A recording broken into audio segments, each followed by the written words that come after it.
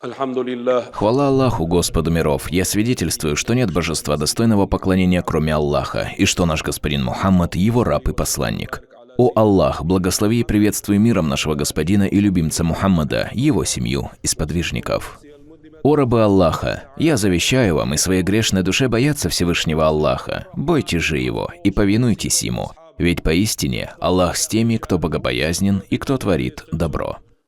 Обрадованный при жизни раем великий сподвижник Абдурахман ибн Аф, да будет доволен им Аллах, рассказывает: находясь в ряду бойцов в день битвы при Бадре, я посмотрел направо и налево от себя, и оказалось, что с каждой стороны стоит совсем молодой ансар. Один из них сделал мне знак глазами и спросил: «О, дядя, знаешь ли ты Абу Джахля?» Я ответил: «Да». «А зачем он тебе, о племянник?» Он сказал: «Мне сказали, что он оскорбляет посланника Аллаха, мир ему и благословение Всевышнего. И клянусь тем, в чьей длани душа моя, поистине, если я его увижу, то уже не расстанусь с ним, пока тот из нас, кому суждено умереть первым, не умрет». И я подивился этому. А потом мне подал знак другой юноша, который сказал нечто подобное. После этого прошло совсем немного времени, и, увидев ходившего среди людей Абу Джахля, я сказал им: «Вот то, о ком вы меня спрашивали». Тогда они бросились на Абу Джахля и зарубили его своими мечами, а потом явились к посланнику Аллаха, мир ему и благословение Всевышнего, и сообщили ему об этом.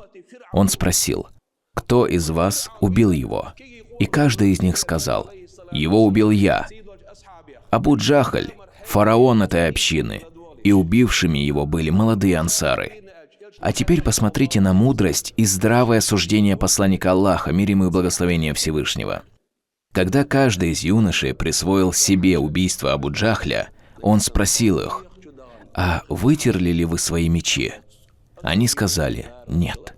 Таким образом, пророк, да благословит его Аллах и приветствует, хотел узнать, по наличию большего следа крови, кто из них нанес смертельный удар.